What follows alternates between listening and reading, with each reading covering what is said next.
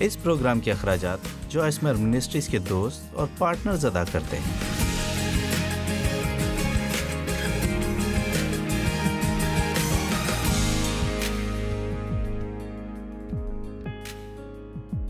دو سال پہلے، شاید 3 سال پہلے، میں اس اسٹیج سے لوگوں کو قائل کر رہی ہوں کہ صرف بائبل نہ پڑھیں بلکہ اس کا مطالعہ کریں۔ ہم ہر وقت سنتے ہیں بائبل پڑھو، بائبل پڑھو، بائبل پڑھو۔ یہ بات تو ٹھیک ہے، لیکن میرے خیال میں اگر آپ واقعی کچھ سیکھنا چاہتے ہیں تو آپ کو زیادہ کام کرنا ہوگا۔ آپ کو بائبل کا مطالعہ کرنا ہوگا۔ بہت سے لوگ یہ سوچتے ہیں کہ بائبل کا مطالعہ ان کے بس کی بات نہیں، لیکن ایسا نہیں ہے۔ اگر آپ اپنی رفتار آہستہ کر لیں اور واقعی اس پر توجہ دیں تو جو آپ پڑھ رہے ہیں آپ خود سے پوچھیں کہ میں اس میں سے کیا حاصل کر رہی ہوں، یہ مجھ سے کیا کہہ رہی ہے۔ آپ حیران ہو جائیں گے، صرف رومیو 12 باب میں ہی 12 مختلف سبق ہیں، صرف ایک باب میں۔ اس لیے میں بائبل کی کچھ کتابوں میں سے سکھاتی آ رہی ہوں، اور کلام مقدس میں سے میں نے سکھایا، میں نے افسیوں میں سے سکھایا، یعقوب میں سے، کلسیوں میں سے، اور کلام مقدس میں سے غلطیوں کے خط میں سے آپ کو سکھا رہی ہوں۔ اور آپ وہ لوگ ہیں جو غلطیوں کے آخری 3 ابواب میں سے سیکھ رہے ہیں، اور اس کے بعد یہ تمام مواد بائبل کی تفسیری صورت میں لکھا جائے گا اور اگلے سال بہار کے موسم میں چھپ کر آپ کے پاس ہوگا، اور میں اس کے لیے منتظر ہوں۔ یہ میرے لیے مختلف قسم کی تصنیف ہے، اس لیے غلطیوں کے پورے خط میں سے سکھانا ایک چیلنج ہے، کیونکہ پولس بنیادی طور پر ایک ہی بنیادی نقطے کو سمجھانے کی کوشش کر رہا ہے، اور وہ یہ ہے کہ ہمیں مزید شریعت کے اعمال کے تابع نہیں رہنا۔ اب ہم فضل میں زندہ ہیں، اور بائبل میں ایک جگہ پولس رسول کہتا ہے، میں شریعت کے اعتبار سے مر گیا تاکہ میں خدا کے لیے زندہ رہوں۔ آپ نے دیکھا، اگر آپ واقعی خدا کے لیے زندگی گزارنا چاہتے ہیں اور پاک روح کی رہنمائی میں چلنا چاہتے ہیں تو پھر آپ کو شریعت کے اعتبار سے مرنا پڑے گا۔ جب ہم شریعت کی بات کرتے ہیں تو مجھے نہیں معلوم آپ اس کے بارے میں کیا سمجھ رکھتے ہیں۔ اگر آپ کی پرورش ایسے مذہبی اور شرعی قسم کی کلیسیا میں ہوئی تو آپ جانتے ہیں، کیونکہ آپ نے صرف یہی سنا تھا کہ آپ ایسا نہیں کر سکتے، آپ رقص نہیں کر سکتے، آپ تاش نہیں کھیل سکتے، آپ کسی پارٹی میں نہیں جا سکتے، آپ فلم دیکھنے نہیں جا سکتے، آپ بال نہیں کاٹ سکتے، آپ میک اپ بھی نہیں کر سکتے۔ آپ جانتے ہیں، اور یقین کریں مجھے تو میک اپ کی ضرورت ہے۔ آمین۔ میرا خیال ہے کہ خدا یہ جانتا تھا، اس لیے اس نے کسی کو یہ نعمت دی تاکہ وہ اسے ایجاد کرے۔ اور آپ جانتے ہیں شرعی قسم کی کون سی باتیں ہیں کہ جس کا تعلق اس سے ہے کہ آپ کیا نہیں کر سکتے ہیں۔ میں آپ کو بتانا چاہتی ہوں، آپ کچھ نہیں کر سکتے۔ اگر آپ شریعت کے ماتحت ہیں تو آپ لطف نہیں اٹھا سکتے۔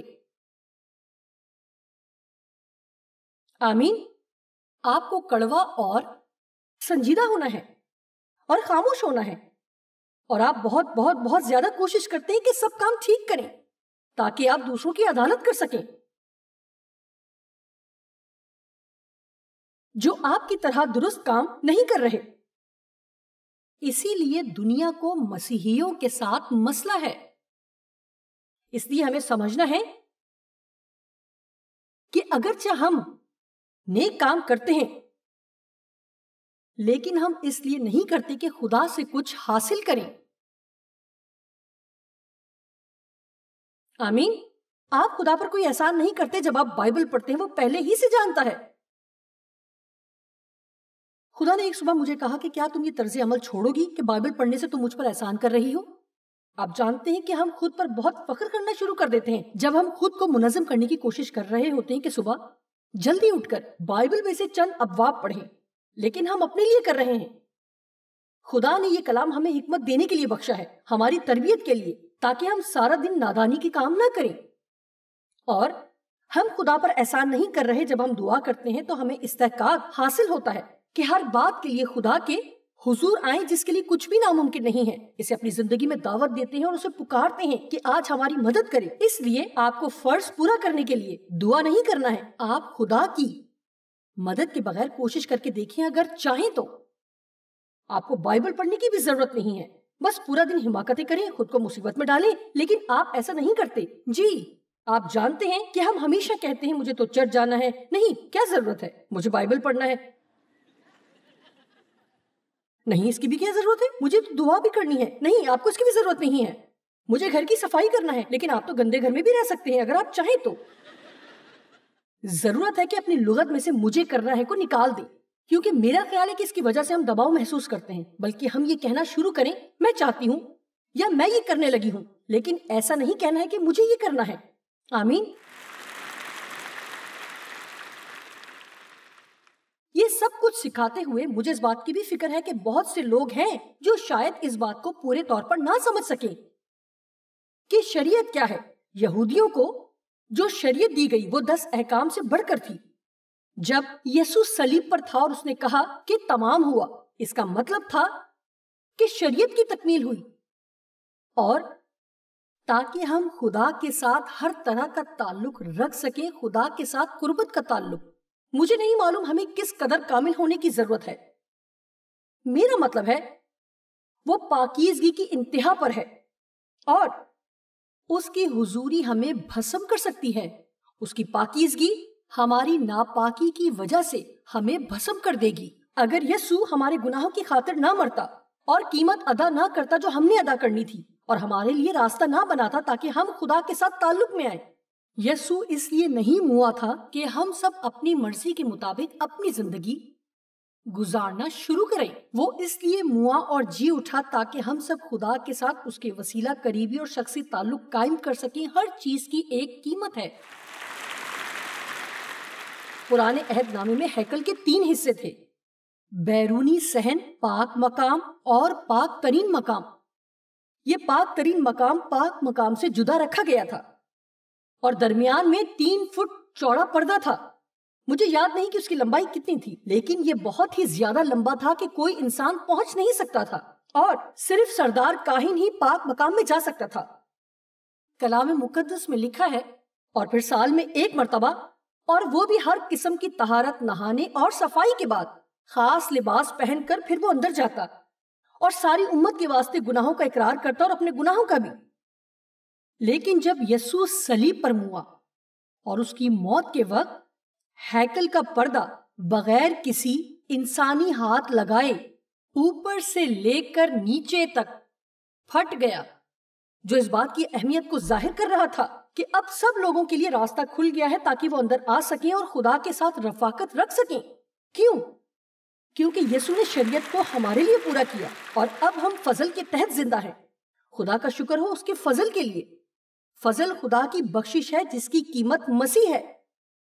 یہ وہ حمایت ہے جس کے ہم حقدار نہیں، لیکن یہ اس سے بھی بڑھ کر ہے. میرا خیال ہے کہ اکثر ہم ایک بات نظر انداز کر دیتے ہیں، کاش ایسا نہ ہو. فضل وہ قوت ہے جس کی ہمیں ضرورت ہے تاکہ ہم اس کے احکام پر چل سکیں. کہانت کی شریعت نہیں جس میں غسل اور قربانیاں کرنا ضروری تھا اور خاص دنوں کو منانا تھا، اور اس کے علاوہ دوسرے بہت سے کام ان کو کرنا پڑتے تھے جو ہماری سمجھ سے باہر. میں چند ایک آپ کے لیے پڑھوں گی اور آپ حیرانگی سے کہیں گے واقعی. لیکن جو اخلاقی شریعت ہے، ہم اس سے آزاد نہیں ہوئے. ہمیں اب بھی 10 احکام پر غور کرنے کی ضرورت ہے، لیکن یہ شریعت ہم تک پتھر کی تختیوں کے وسیلے نہیں پہنچی جس کو پورا کرنا مشکل تھا، بلکہ ہمارے دلوں پر لکھی ہے. ہمارے دلوں پر لکھی ہے، اور اب پاک روح ہمارے اندر بستا ہے. اگر ہم نئے سرے سے پیدا شدہ مسیحی ہیں، اس لیے اب ہم اپنے دل میں جانتے ہیں کہ ہمیں کب کیا نہیں کرنا ہے. اگر ہم یہ سیکھ لیں کہ پاک روح کی رہنمائی میں کیسے چلیں. لیکن اگر آپ شرعی قسم کے ہیں تو آپ سارا وقت شرعی نوعیت کے احکام پورے کرتے رہیں گے، اور آپ کبھی بھی یہ نہیں سیکھ سکیں گے کہ روح کی رہنمائی میں کیسے چلیں. حقیقت یہ ہے، پولس کہتا ہے کہ جو شریعت کے ماتحت ہیں وہ نابالغ مسیحی اور چھوٹے بچے کی طرح ہیں. صرف ایک بالغ مسیحی ہی پاک روح کی رہنمائی میں چل سکتا ہے. جانتے ہیں کیوں؟ یہ ایک ذمہ داری ہے. اگر کوئی آپ کو 10 اصول بتائے اور کہے ان پر عمل کرو تو آپ کو کوئی مسئلہ نہیں ہوگا. آپ اپنی فہرست پڑھ سکتے ہیں، یہ بھی کر لیا، یہ بھی کر لیا، یہ بھی. اور پھر آپ کا حال اس امیر نوجوان کی طرح ہوتا ہے جو کہتا ہے میں کیا کروں کہ نجات پاؤں، میں خدا کو کیسے خوش کروں. پھر یسوع نے اسے چند حکم بتایا اور وہ کہتا ہے یہ بھی کیا ہے، یہ بھی کیا ہے اور یہ بھی کیا. اور پھر یسوع کہتا ہے تجھ میں ابھی تک ایک چیز کی کمی ہے، جا اور اپنا سب کچھ بیچ کر غریبوں کو دے. لکھا ہے کہ وہ نہایت اداس ہو کر چلا گیا کیونکہ وہ دولت مند تھا. لیکن جو پیغام مجھے اس میں سے سمجھ آیا ہے کہ چاہے کچھ بھی کر لیں، چاہے کتنے ہی اچھے کام کر لیں ہم سب، بلکہ ہم میں سے ہر ایک میں کسی ایک چیز کی کمی لازمی ہوتی ہے۔ آپ کے کتنے دن کاملیت میں گزرے؟ آپ میں سے کتنے لوگ بستر میں کاملیت کا منصوبہ بناتے ہیں لیکن اس کی میعاد بس اتنی ہے کہ فرش پر پاؤں رکھتے ہی سب کچھ اڑ جاتا ہے؟ او میرے خدایا، میں کس قدر روحانی ہو سکتی ہوں جب گھر میں کوئی نہ ہو، اور میں نیک پروین بن جاتی ہوں جب کوئی گھر میں نہ ہو، لیکن جب لوگ آ جاتے ہیں تو میں کچھ اور بن جاتی ہوں۔ اور پھر شریعت الزام لاتی ہے، الزام الزام الزام الزام، اور پھر میں ہر وقت الزام محسوس کرتی ہوں، ایک چھوٹا سا بوجھ جو میں ہر جگہ ہر وقت اٹھائے پھرتی ہوں۔ اگر مجھے لگتا ہے کہ میں الزام محسوس نہیں کر رہی تو مجھے لگتا ہے کہ شاید میرے ساتھ کوئی مسئلہ ہے کہ مجھے الزام محسوس نہیں ہو رہا۔ آپ میں سے کتنے اس بات کا تجربہ رکھتے ہیں؟ لیکن اگرچہ یہ سب باتیں بہت سے کلیسیاؤں میں آج نہ بھی سکھائی جاتی ہوں تو بھی ابلیس شریعت پسند ہے۔ وہ ہر اس چیز کو جسے ہم پسند کرتے ہیں اسے کسی طرح سے شریعت میں بدلنے کی کوشش کرتا ہے۔ میرے شرعی مسائل کا زیادہ تر تعلق کام کاج سے تھا۔ کوئی بھی کام، یہ کام کبھی وہ کام، مجھے بہتر محسوس ہوتا اگر میں کوئی کام کر رہی ہوتی بجائے اس کے کہ کسی چیز سے لطف اٹھا رہی ہوں۔ کوئی جانتا ہے کہ میں کیا بات کر رہی ہوں؟ اگر میرا کوئی بھی کام نامکمل ہوتا اور میں صوفے پر لیٹ کر کوئی فلم دیکھ رہی ہوتی تو میں پورا وقت الزام محسوس کرتی۔ لیکن پھر خدا نے مجھے سکھایا کہ تم ایسا اس لیے محسوس کرتی ہو کیونکہ تمہارا خیال ہے کہ تم اس فلم کو دیکھنے کی حقدار نہیں ہو۔ تم نے سب کام مکمل نہیں کیے ہیں جو تمہیں کرنا ضروری تھے۔ ایسے گھر میں پرورش پائی جہاں بہت سے قاعدے قانون تھے اور میں ہر وقت ان چیزوں کے لیے مشکل میں رہتی تھی جن کے بارے میں جانتی بھی نہ تھی کہ کیوں مشکل میں ہوں۔ میرا باپ ایک جنونی تھا۔ اگر ایک دن سب کچھ ٹھیک ہوتا اور اگلے دن آپ وہی کام دوبارہ کرتے تو وہ پورے کمرے میں ہمیں تھپڑے مارتے کہ یہ کام دوبارہ کیوں کیا۔ اس لیے میں صرف اسی وقت زندگی میں مشکل سے بچی رہتی جب میں کوئی کام کر رہی ہوتی۔ مجھے یاد ہے کہ میں ہنسنے پر مشکل میں پڑ جاتی اور میرا باپ مجھ پر غضبناک ہوتا کیونکہ میں ہنس رہی ہوتی۔ وہ ایک تلخ انسان تھا اور وہ نہیں چاہتا تھا کہ کوئی بھی شخص زندگی سے لطف اٹھائے۔ کیا کوئی سمجھ رہا ہے کہ میں کیا کہہ رہی ہوں؟ آپ میں سے بہت سے لوگ الزام محسوس کرتے ہیں جب آپ لطف اٹھا رہے ہوں۔ آپ محسوس کرتے ہیں کہ آپ کو کام پر ہونا چاہیے اور کچھ کرنا چاہیے، لیکن سب ایسے نہیں ہیں۔ میں یقین دلاتی ہوں کہ ڈیو ایسا نہیں ہے۔ میں بھول جانے کے لیے معذرت کروں گی کہ اس کا تعارف کیوں نہیں کروایا۔ ڈیو آپ کھڑے ہو جائیں، سب کو ہاتھ ہلا کر دکھائیں کہ آپ کتنے خوبصورت ہیں۔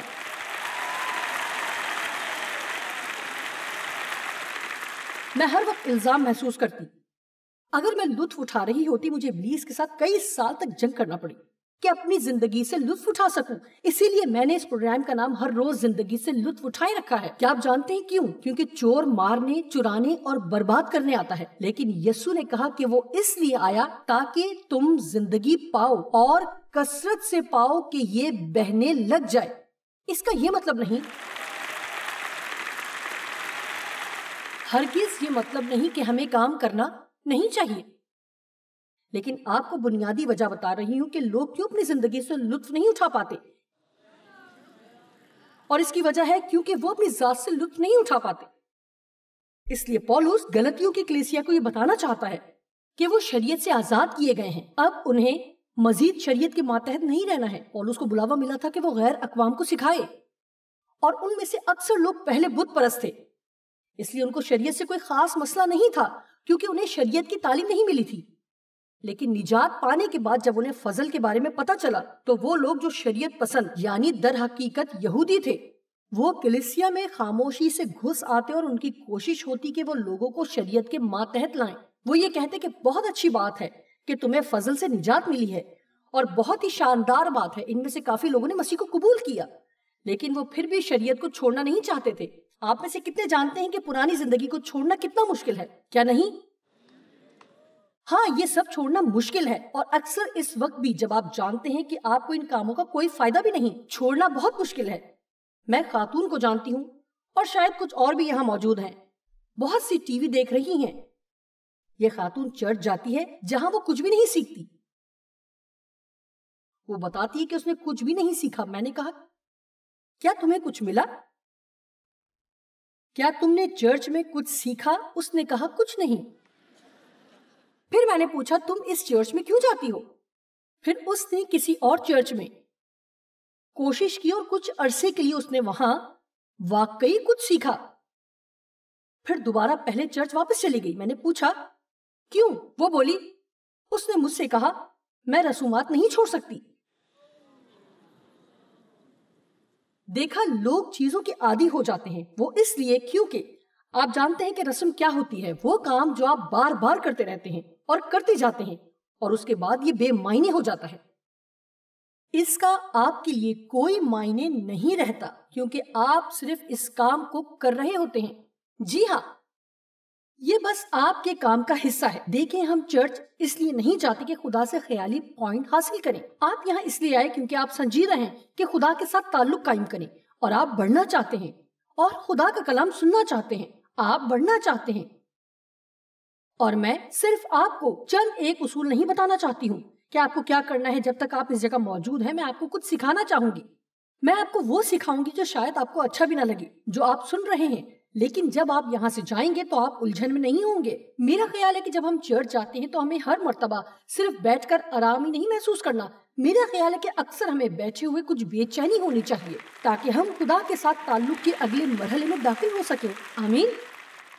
سنیے، آپ کو سمجھانے کے لیے کہ اصل میں شریعت کیا ہے، میرا مطلب ہے کہ آپ ایک ہفتے ہی میں شاید پاگل ہو جائیں کہ کس طرح پرانے عہد نامے کے ایماندار بنے. معلوم نہیں آپ کا کیا حال ہوتا. میں نے شریعت کے 76 حکم پرنٹ کیے ہیں جو احبار میں ہیں. ان کی کل تعداد 613 ہے اور احبار میں ان کی تعداد 76 ہے. آپ کا خیال تھا کہ شاید یہ صرف 10 احکام ہیں. نہیں، 613 ہیں. میں نے ایک مرتبہ سنا کہ شریعت پرست یہودیوں نے ان 10 احکام کو 2200 اصولوں اور قواعد میں بدل دیا، یعنی وہ کام جو آپ کر سکتے ہیں یا نہیں کر سکتے. میں بتانا چاہتی ہوں کہ جب یسوع نے کہا کہ تمام ہوا تو ان کو چاہیے تھا کہ خوشی سے 1 سال 6 مہینے تک وہ ناچتے رہتے. میرا مطلب ہے کہ کیا آپ تصور کر سکتے ہیں کہ وہ جب بھی ان میں سے کوئی حکم توڑتے تو الزام محسوس کرتے اور پھر انہیں اس کے علاوہ اس کے کفارے کے لیے قربانی کرنا پڑتی.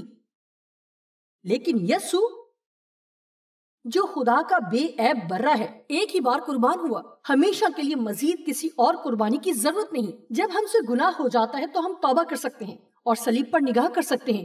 وہ نہ صرف معاف کرتا ہے بلکہ بھلا دیتا ہے. آئیں بلند آواز سے اس کی تعریف کریں.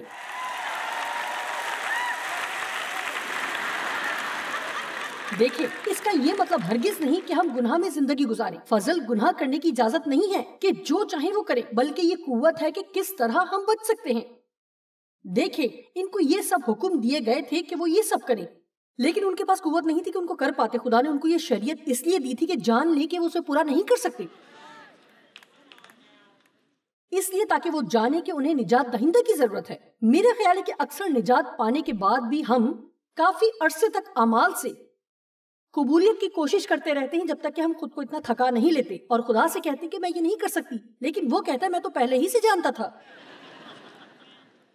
اور آخر کار ہم خدا پر بھروسہ کرنا سیکھ لیتے ہیں تاکہ وہ ہماری مدد کرے کہ وہ کرے جو کرنے کی ضرورت ہے. اب میں چند احکام پیش کروں گی. ڈیو نے کہا یقیناً تم یہ تمام 76 احکام نہیں پڑھو گی. میں نے کہا نہیں، لیکن ان میں سے ہر ایک کے لیے ایک سزا بھی ہے. ایک عام ہرجانہ جو کہ میں جان نہ سکی کہ کیا تھا، لیکن کوئی میرے لیے تلاش کر رہا ہے. لیکن اس کے علاوہ خاص جرمانے تھے. آپ اپنی قربانی میں خمیر یا شہد کو نہیں جلا سکتے تھے. آپ قربانی میں نمک شامل کرنے کی ہمت نہیں کر سکتے تھے. چربی نہیں کھا سکتے تھے. ساری چربی کو قربانی کے لیے بچا کر رکھنا ہوتا تھا. خون نہیں کھا سکتے تھے. کسی برے کام کی گواہی دینے سے بھی نہیں بچ سکتے تھے جو آپ نے ہوتے دیکھا. کسی برے کام کی گواہی دینے سے بھی نہیں بچ سکتے جو آپ کو بتائی گئی ہو. یہ بات اس خیال کی نفی کرتی کہ میں شامل نہیں ہوں گی. کیا نہیں؟ آپ ناپاک جانور کو نہیں چھو سکتے تھے. آپ لاپرواہی سے کوئی قسم نہیں کھا سکتے تھے. پڑوسی کو کسی چیز کے لیے دھوکہ نہیں دے سکتے تھے جو آپ کے حوالے کی گئی ہو. اگر ایسا کرتے تو واپس کرنا پڑتی، اور وہ بھی عام جرمانے کے علاوہ 20% جرمانے کے ساتھ. اگر کسی کی کھوئی ہوئی چیز مل جاتی اور آپ جھوٹ بولتے تو 20% کا ایک اور جرمانہ. آپ اپنے بال کھلے نہیں چھوڑ سکتے تھے. یہ تمام حکموں میں سے ایک ہے، اور لکھا ہے کہ ایسا کرنے والا مرے گا اور خدا سب سے ناراض ہوگا. اب آپ کہیں گے کہ کیا واقعی لوگ نہیں جانتے تھے کہ انہیں ہر چیز کے لیے کسی حکم کی ضرورت تھی، کیونکہ خدا ان کے اندر نہیں رہتا تھا، ان کے اندر حکمت نہیں تھی، اس لیے شاید وہ جانوروں کی طرح زندگی گزارنا شروع کر دیتے اگر ان کے پاس یہ تمام قوانین نہ ہوتے۔ خیر، جس طرح کے آج کل بالوں کے اسٹائل ہیں، مجھے خوشی ہے کہ ہم فضل کے دور میں ہیں۔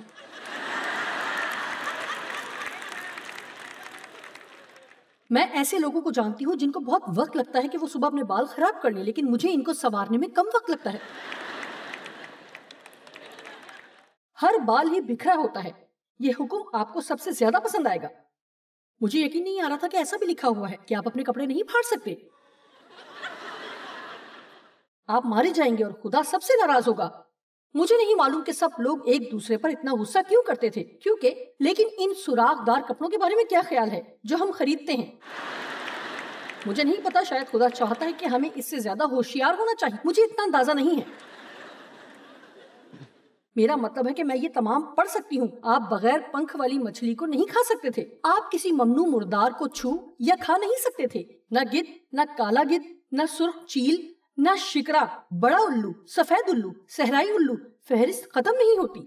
آپ اڑنے والے کیڑے نہیں کھا سکتے تھے جن کی 4 ٹانگیں ہوں، جب تک کہ ان کی ٹانگیں ملی ہوئی نہ ہوں۔ میرا خیال ہے کہ اگر ان کی 3 ٹانگیں ہوتی تو کوئی مسئلہ نہیں تھا۔ آپ 4 ٹانگوں والا جانور نہیں کھا سکتے جس کے پنجے ہوں۔ بلیوں کے لیے خوشخبری ہے شاید۔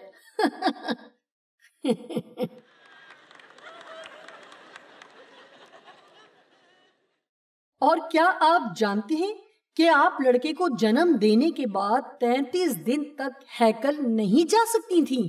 جی، لیکن ان دنوں میں بھی لڑکیوں کے مسائل تھے۔ آپ لڑکی کو جنم دینے کے بعد 66 دن تک ہیکل نہیں جا سکتی تھی، کیونکہ عورت کو ناپاک تصور کیا جاتا تھا۔ اسی طرح یہ سلسلہ چلتا ہے کہ کیا نہیں کرنا۔ ماں یا باپ کے ساتھ جنسی تعلقات کی ممانعت تھی۔ یہ بات عجیب معلوم ہوتی ہے کہ یہ حکم دیا گیا۔ ظاہر ہے آپ ایسا نہیں کر سکتے ہیں، لیکن ان کو حکم کی ضرورت تھی کیونکہ خدا ان کے اندر نہیں تھا۔ کیا آپ جانتے ہیں کہ پاک روح کا ہمارے اندر ہونا کس قدر شاندار بات ہے، تاکہ ہمیں حقیقی سمجھ ملے کہ یہ کام ہے جو مجھے نہیں کرنا ہے۔ اب ہمیں صرف یہ کرنا ہے کہ پاک روح کی رہنمائی میں چلیں اور وہ کام نہ کریں جو پاک روح ہمیں کرنے سے منع کرتا ہے۔ اور اب ہم شریعت کی غلامی سے چھڑائے گئے ہیں، اب ہم فضل میں زندگی گزارتے ہیں اور اسی کے تحت خدا کی مرضی کے مطابق سب کام کرتے ہیں۔ وہ ہمیں صلاحیت دیتا ہے کہ ہم ایسا کر سکیں۔ آئیے دیکھتے ہیں کہ کیا کوئی ایسا حکم بھی ہے جو ہمیں شاید مزے کا خیز لگتا ہے۔ ہاں، آپ اپنی داڑھی نہیں کاٹ سکتے، لیکن اگر کاٹتے تو کوئی جرمانہ نہیں۔ سر کے اطراف سے بال نہیں کاٹ سکتے تھے، شاید پیچھے سے کاٹ سکتے تھے اور اطراف سے لمبے رہنے دیتے۔ آپ جانتے ہیں کہ میرا مقصد تمسخر اور اڑانا نہیں ہے۔ اصل نقطہ یہ ہے کہ خدا کا ہر ایک حکم دینے کا ایک مقصد تھا۔ ان حکموں میں زیادہ تر ایسے تھے کہ مخصوص جانوروں کو نہ چھونا کیونکہ وہ ناپاک تھے، کیونکہ لوگ چھو کر بیمار ہو سکتے تھے۔ اس لیے مختلف قسم کے احکامات تھے جو صحت کے تعلق سے تھے، لوگ کیا کھا سکتے تھے اور کیا نہیں کھا سکتے، اور بہت سے حکم لوگوں کے ساتھ برتاؤ کے تعلق سے تھے جو مجھے دلچسپ لگتے ہیں۔ وہ اجنبیوں کے ساتھ برا سلوک نہیں کر سکتے تھے، وہ ناپ تول میں بددیانتی نہیں کر سکتے تھے، باپ یا ماں پر لعنت نہیں کر سکتے تھے، فاحشہ عورت سے شادی نہیں کر سکتے تھے۔ اسی طرح ان احکامات کا سلسلہ چلتا جاتا ہے۔ نئے عہد میں ہم ایسی شریعت کے ماتحت ہیں جسے آزادی کی شریعت کہا جاتا ہے، اور یہ محبت کی شریعت ہے۔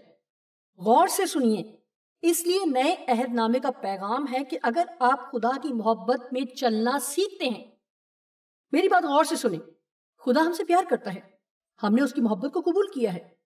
ہم متوازن طریقے سے خود سے محبت کرنا سیکھتے ہیں، کیونکہ آپ اس وقت تک کسی سے پیار نہیں کر سکتے جب تک آپ خود سے پیار نہ کریں۔ میں نے کہا آپ اس وقت تک کسی کو پیار نہیں کر سکتے جب تک آپ خود سے پیار نہیں کرتے۔ اگر آپ خود پر رحم نہیں کرتے تو آپ دوسروں پر رحم نہیں کر سکتے۔ اگر آپ اپنی عدالت کرتے رہتے ہیں تو آپ دوسروں کی بھی عدالت کرتے رہیں گے۔ یہ 2 بڑے مسائل تھے جن کا میں شکار تھی۔ میں خود کو پسند نہیں کرتی تھی کیونکہ میرے ساتھ زیادتی کی گئی تھی۔ میرا خیال تھا کہ یہ میری غلطی ہے یا میرے ساتھ کوئی مسئلہ ہے، اس لیے ساری زندگی میں نے اس پیغام کی گونج اپنے دماغ میں سنی کہ میرے ساتھ کیا مسئلہ ہے، میرے ساتھ کیا مسئلہ ہے، تمہارے ساتھ کیا مسئلہ ہے۔ کیا کسی اور کو بھی یہ ریکارڈنگ سنائی دیتی ہے؟ آپ کو سیکھنے کی ضرورت ہے کہ خود سے کیسے پیار کریں، کیونکہ آپ اس وقت تک کسی سے پیار نہیں کر سکتے جب تک آپ ایسا نہ کر لیں۔ بائبل میں سب سے اہم پیغام یہ ہے، خداوند اپنے خدا سے اپنے سارے دل اور اپنی ساری جان اور اپنی ساری طاقت اور اپنی ساری عقل سے محبت رکھ، اور اپنے پڑوسی سے اپنی مانند محبت رکھ۔ اس سے تمام لوگ جانیں گے کہ تم میرے شاگرد ہو۔ اگر ہم چاہتے ہیں کہ کھوئی ہوئی دنیا کو کچھ ثابت کریں جن کو مسیح کی ضرورت ہے، تو یہ کام ہم صرف منادی کے ذریعے نہیں کریں گے، ہمیں ان کو کچھ دکھانا ہوگا، یعنی وہ چیز جو ہمیں سیکھنے کی ضرورت ہے کہ ہم سچ مچ میں بے غرض زندگی کیسے گزاریں اور لوگوں سے پیار کریں۔ یسوع نے ہمیں آزاد کیا ہے کہ ہم قواعد و ضوابط کے غلام نہ بنیں جسے مذہبی طور پر شرعی ہونا کہتے ہیں، لیکن برعکس اس کے ہمیں شاندار استحقاق حاصل ہے کہ ہم پاک روح کی رہنمائی میں چلیں جو کہ اب ہمارے اندر رہتا ہے۔